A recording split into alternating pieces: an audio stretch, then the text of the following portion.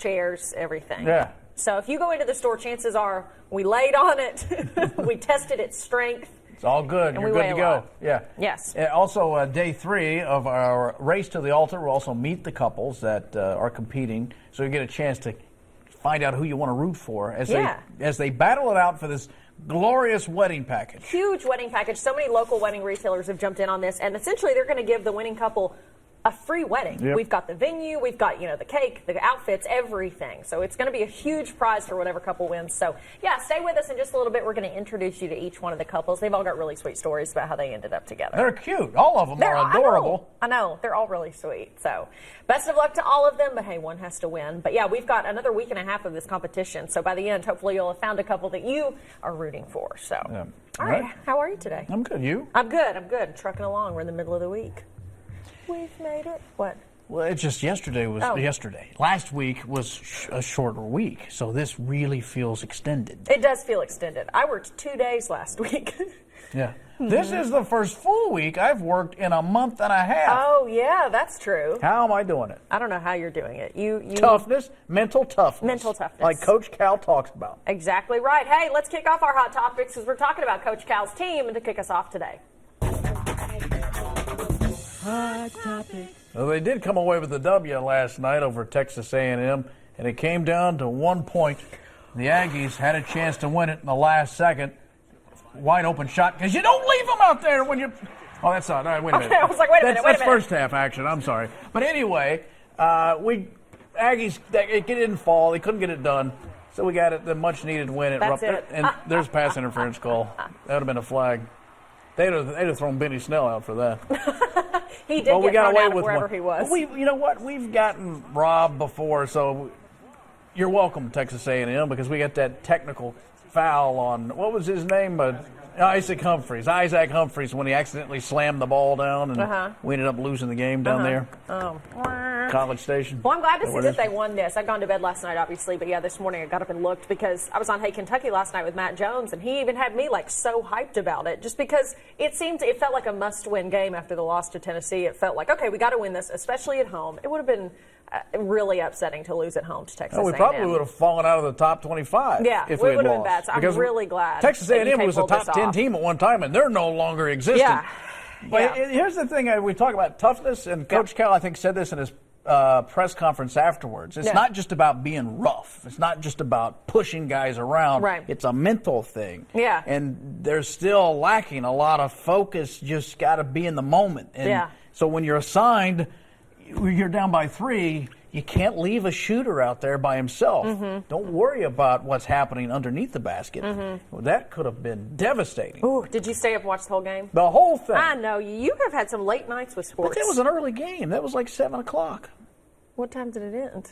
Well, 9:30. That's early. That's way earlier than you stayed up for the national Yes, championship it is. for.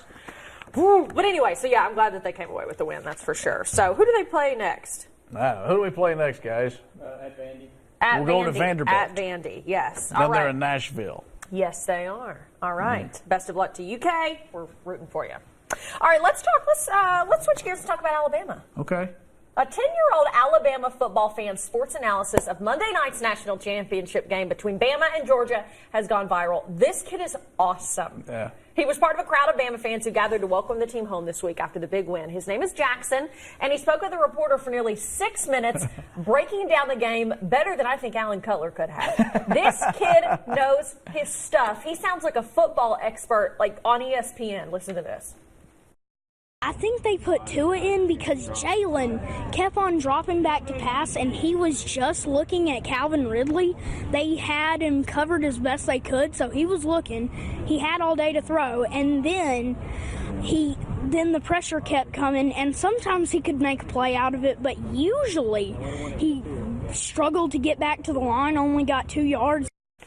I'm obsessed. Usually. Well, and of course we know Alabama beat the Bulldogs by 3 points, 26-23 in overtime. Yes.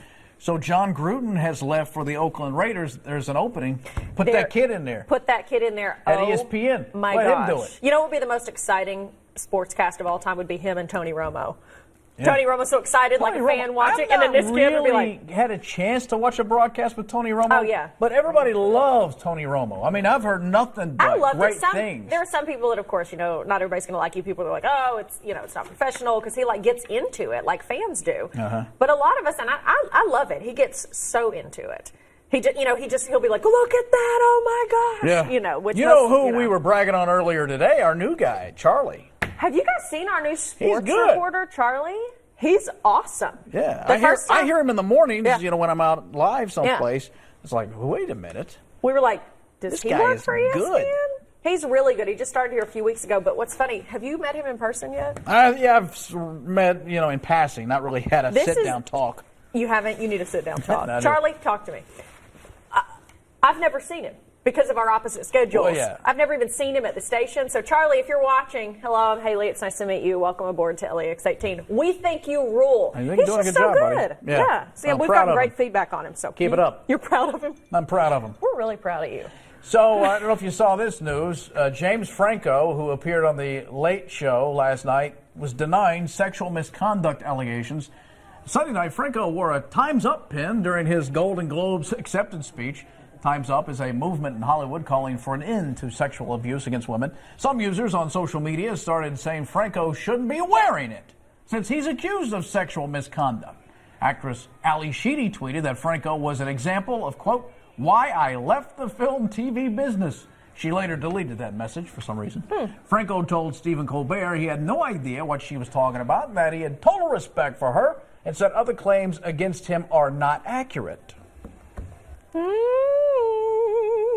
I like James Franco, and for some reason he's one of those I want to believe. Certain men, that have been accused of these things, they say, oh, I didn't do it. I'm like, yeah, you did. Come on. For some reason I really believe him. And the fact that she deleted that tweet, why? If you have these claims, what? Well, was she claiming or she was just making a judgment? I don't know, but he said I watched some of the clip. He was like, the only interaction I've had with her, I directed her in an off-Broadway play a while back, and he was like, and we had a wonderful time. He's like, I have nothing but respect According for her. to him, he had a wonderful. Oh, maybe she did. But that's not the only allegation against him. Some other women have come out and made, some pretty shocking allegations. But he's like, they're not accurate, So I don't know. These women could absolutely. This could be true. But here's my question. What is your question? Is the accusation good enough now? I thought that's where we were. You just make an accusation, and then you export them to Man Island. Yes, where they go live with the Bill O'Reillys and the Matt Lauers of the world. Or do we actually have a burden of proof? That's what Which standard are we going to use? In a way, I think, because when it was that firestorm of everybody, Charlie Rose, Harvey Weinstein, Matt Lauer, Bill O'Reilly, it was like, Louis C.K. Louis C.K., everybody, it was just like this wave of... Kevin Spacey. Who could forget? Okay, I thought you were going to say someone else. I was like, it was like just even the mention of it was like, oh, the death knell, done. But it's like now all of a sudden I think everybody's kind of taking a breath, and I'm feeling like maybe there is more of a burden of proof now. I don't feel this like wave of judgment. Is that just because you like James Franco? No, it's not. But I don't have the same feeling as, any day that we would say, a while back, say, oh, they've been accused of sexual misconduct. It was basically the same as being like, and they're done. Like, he's doing okay. I don't know. So we'll see. Maybe everybody can just take a step back. I was reading an article, which I forwarded to you. Catherine Deneuve. Oh, my. Who is a French actress. Yes. She's sort of fed up with this whole social virtue signaling nonsense, the way she frames it. Right. Because she says we're killing romance. In France, that's what she says. In France, they love to be pursued. And she says we're lumping in these predatory folks with guys who just were maybe, I don't know, romantic or flirty. I mean, there is a line. That's her fear. There is a line. There is a line, that's for sure. But, unfortunately, there are, because so many women are telling the truth. Bottom line, something bad happened to them. They're telling the truth. Consequences need to come. But unfortunately, in any case, you'll see people that come out and just jump on the bandwagon. And if they don't like someone, they'll make an accusation against them. And you hope that's not the case in any of these accusations, because you can ruin someone's life if it's not true. If it is true and they did something to you, they deserve to be held accountable. Right. But okay. That's our take, all of a sudden, on a very serious topic. Okay, Sarah. Well, it's settled then, isn't it? That's the end of it. Yep, that's it. No more of that. No more of that. Sarah Palin's eldest son, Track, has pleaded not guilty to those charges related to a December assault at his family's Alaska home. Here he is. According to newly released court records, the 28-year-old was arrested. Remember this, he assaulted his dad, Todd, in a dispute over a truck at the house. Apparently it was pretty bad. His dad suffered injuries to his face and head. This is not the first time that Track has been in trouble with the law. He was arrested in 2016 on domestic violence charges and possession of a weapon while intoxicated. Now, fill in the blanks for me. Is Track the one who served and may have PTSD? I believe so. He's their only son except for their baby. Because I was wondering if there's some sort of trigger mechanism for this kid to act out the way he's been acting out. I didn't know. I mean, I'm not knowing if that's an excuse or not. I just know that was part of the history with one of them, right? Yeah, I think you're correct on that. Whatever's going on here, you hope they can get it resolved for him, because there is obviously an issue there. And for their family, you just hate to see this. So hopefully it'll get worked out. Well, a filmmaker has been given access into the New England Patriots quarterback Tom Brady's private life. The 6-episode docuseries is going to be released on Facebook later this month. Tom versus Time follows the 40-year-old giving viewers an inside look at his life with supermodel Gisele Bündchen and his 3 kids. It also features family vacations and workouts. Yeah, I don't know if you could stand to watch this ugly family. They're also ugly. It's just sad. Look at these people. Oh my gosh, I feel grotesque. I just feel sorry for them That man all. should be in a bell tower somewhere with Quasimodo. I'm excited about this because he and Giselle, they just, from the outside, they just seem so perfect and beautiful and wonderful. This can't be real. I know, this isn't real life. Did you see their little workout bungalow? Oh my God. Come on. They're so They're perfect. Disgusting. I love them. I hate them. Yeah, which is it? I want to see this because I think it's cool to see. Not only he's this amazing athlete. He is amazing. And then he's the best ever to play the game. There's no debate. I'm Peyton Manning strong over here. Well, you can be Peyton Manning strong all you want. Peyton Manning don't have rings covering every digit. And that's not even Super Bowl rings. Peyton could put a ring on every finger if he wanted to. Now, here's a story that's going to irritate me. What? Here we go. This one? Oh, yeah. I don't know why, but okay. Oh, no, now I know why. Yeah. Diet Coke is Which I love. He loves Diet Coke. He's upset with them because they're appealing to his arch nemesis, millennials. They're launching 4 new flavors. Yeah. Twisted mango, zesty blood orange, feisty cherry, and why? I know, and then ginger lime. There's nothing wrong with Diet Coke. Why are you doing that? Well, see, they still have plain Diet Coke right there in the middle, but look at this. They come in new, slim, colorful cans.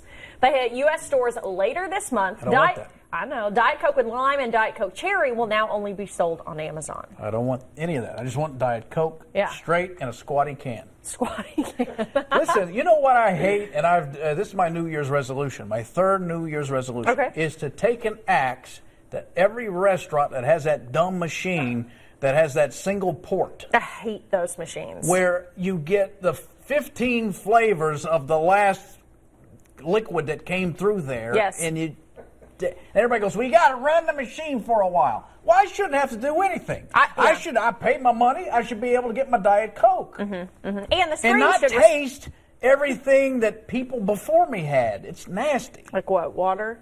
No. Just kidding. I know, I fully agree with you on this one. I saw your Twitter rant about it. Don't think I didn't. He was heated. So I think it's Coca-Cola that makes it. Let's work these machines out, okay? Let's make them better. All right, those are today's hot topics. Hot topic. All right, now we got one final pair of tickets to give away for you to go see the Harlem Globetrotters right here in Lexington over the weekend. Yes, be the 18th caller right now to win 2 tickets to Saturday night's game at Rupp Arena. There's the number, 859-280-1818. Call now, last pair of tickets. Good luck. We'll announce the winner at the end of the show. All right, stay with us.